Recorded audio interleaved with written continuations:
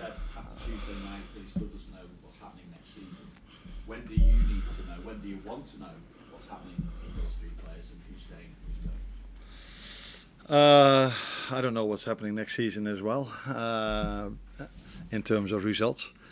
But that's not what you mean. The only thing I know is that I want Virgil to be here next season, and all the rest is talks about contracts, and that's not what I do over here. Is it impacting planning at all for next season? Oh, interesting way of asking things. No, it doesn't. Not for me. No. Looking ahead to this weekend now, squad-wise, I'm guessing Trent probably out. Konate, though, is he fit? And therefore at right back as well, is it a straight choice between Jarrell and maybe Endo could play there? Yeah, I think maybe even Curtis can play there, but and you can also play with a left-footed defender on the right side, which is what Newcastle are doing at the moment, but then on the opposite. So Trent is indeed not available. He will not be there at the final, but he's still to be assessed for how long it's going to take, but we do expect him back in the end of the season. And what about Ibu Konate? We didn't train yesterday. We were a day off, and the day before was recovery. So I expect him to train with us today, but let's see how he is. Obviously, it's the chance for you to deliver your first trophy and the first opportunity as well. What would that mean to you to get the job done now, particularly as a response to the disappointment of Tuesday night as well?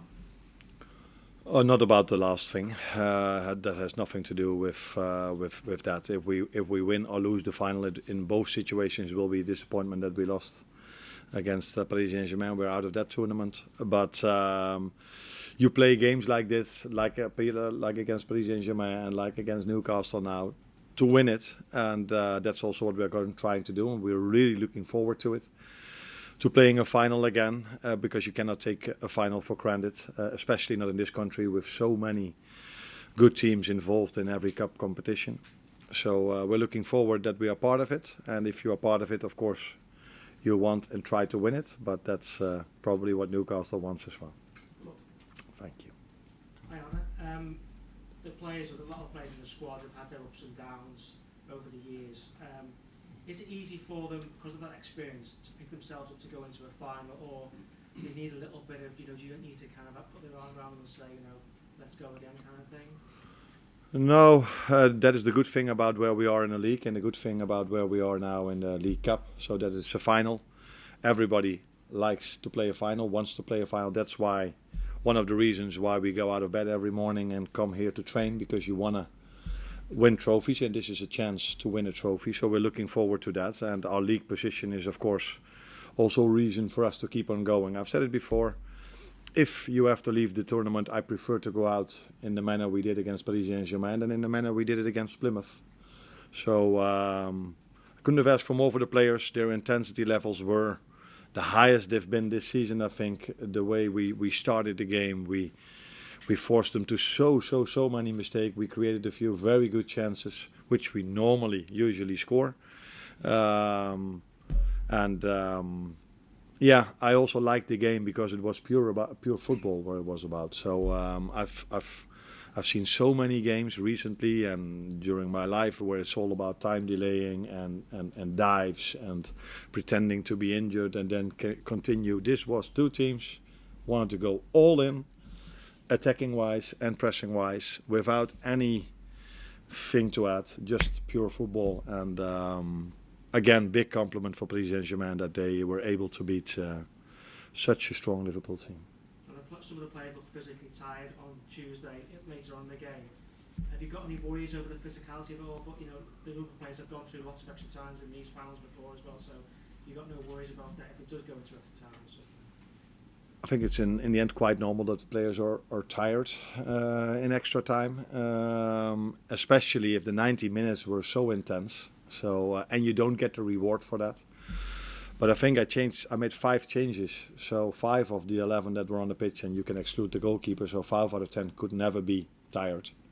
So I don't think that was the reason why Paris Saint-Germain was better in the last half hour than in the first 90. That had, in my opinion, nothing to do with us being tired. But the players are able. There are 4 days in between to play Sunday again. Definitely. Carl? Jarell's had a little bit of an up and down season for him, I suppose, but when he's come on for you and done a job at right back, he seems to have adapted quite well. And now he's got an England call up, and the call up. What does that say about sort of his attitude and the way he's applied himself? It says a lot about his mentality. So last season, I think everybody saw what a talent he is. Then the season started with him starting, and I changed him, as we all know, against Ipswich. And Ibu and Virgil were and are such a strong combination that he didn't play a lot. But every time he had to play, except maybe for the first 1 or 2 games. But afterwards, every time he had to play, everybody could see that maybe he's not longer a talent, because as a talent you don't have any setbacks, but the moment you get setbacks, it's about you, how you react. And I think he showed in his recent performances that he outgrew being called a talent, and that's probably what Thomas Tuchel saw and sees as well by calling him up, by giving him a call up. I think that's better to say. And he did really well in the last few times he had to play for us, even on a position he's not completely used to as a right fullback. But in my opinion, he has also the qualities to play in that position. He's strong, he's fast, he's very comfortable with the ball.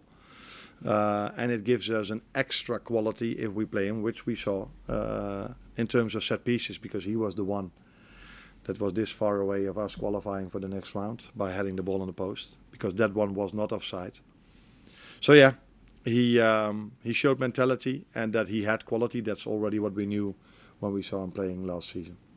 And he's spoken this season about speaking to you about that decision at Ipswich, which we could have sent him one way or the other, because it take up a half time, you come under a lot of scrutiny. But I guess the fact that say he's come from that, being able got over that and sort of settled down and buckled down and tried to sort of do the best he can after sort of what could be considered a setback first game of the season.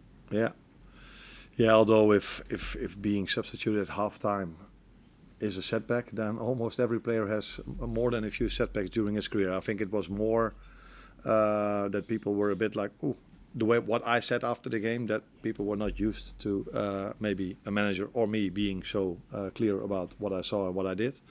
And that, in the end, probably went to a situation that he got criticized more than was normal for a player that was taken off at halftime. And again, it's so good to see that he managed his way back into it. And now, already before the winter break, he already had a few good moments as well. And every time we now need him, he does really well. So I think mentality-wise, it might have been a good or a big moment for him, that Ipswich game, because now he experienced that people were not only positive about him like last season, although he made 1 or 2 mistakes back then as well. He also knows now he can fight his way back if people all of a sudden are not as positive anymore. And that is something I think every player should experience in the start of his career, because a football career is never only going up, it's always going a bit like this. And now he knows he can fight back also after a situation he experienced at Ipswich, or after the Ipswich game. Andy? Hi, Arne. How is Darwin Núñez, and have you had to speak to individuals to try and pick him up after Tuesday? Because of? Penalty miss, he looked really took that. It looked like he took the disappointment of the penalty miss. Yeah, but I assume Curtis felt the same. I think every player that takes a penalty and misses it doesn't feel well, but it's not only the 2 who missed it, all the others didn't feel very positive as well after the game, because we lost the game of football and they took the responsibility. And in football you can miss a chance and you can miss a penalty, and that is what can happen if you take the responsibility of taking a penalty. For me, I think we were closer to winning the game in the first 90 minutes, and then penalties is always, in my opinion, you need a bit of luck. But there are many people who say, you can influence that luck, which is also true, because the more you train, the better you do. But these players do train their penalties on a regular basis as well. but he missed, and that's not what you want. But I don't want to make anything more out of it than just missing a penalty. Hi, Arne. You've spoken about not having as much time as you'd like on the training pitch, particularly at this time of the season.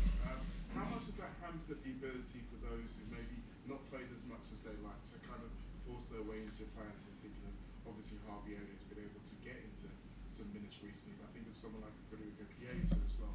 If you're not on the training pitch, how much opportunity does he get to impress you and maybe force his way into your plans?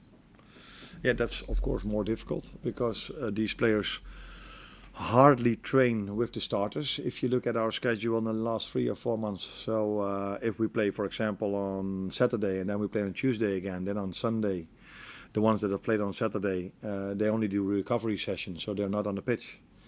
And then it's the day before the game, and it's maybe 10-15 minutes of tactics, where it's more walking football than playing football.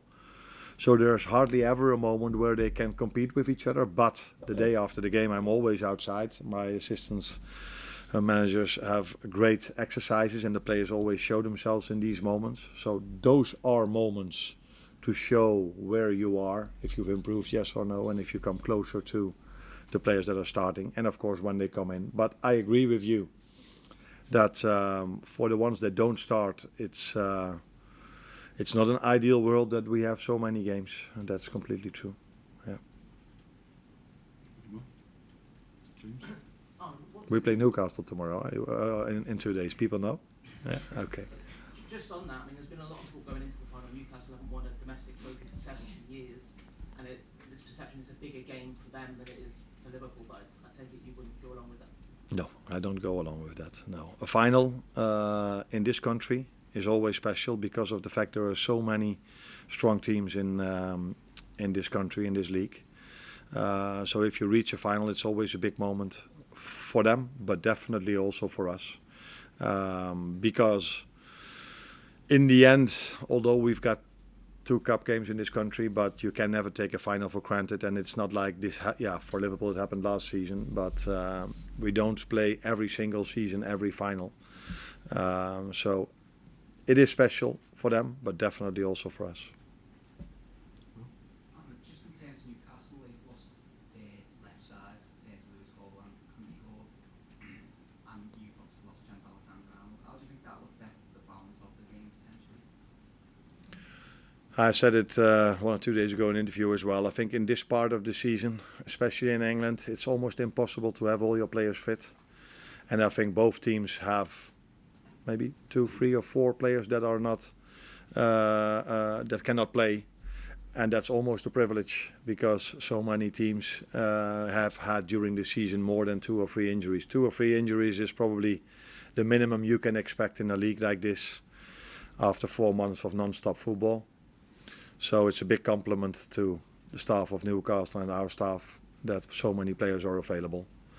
And yes, Trent is a very important player for us, and yes, Anthony Gordon is a very important player for them.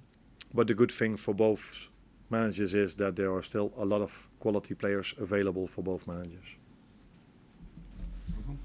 Quick break out next door. You're welcome.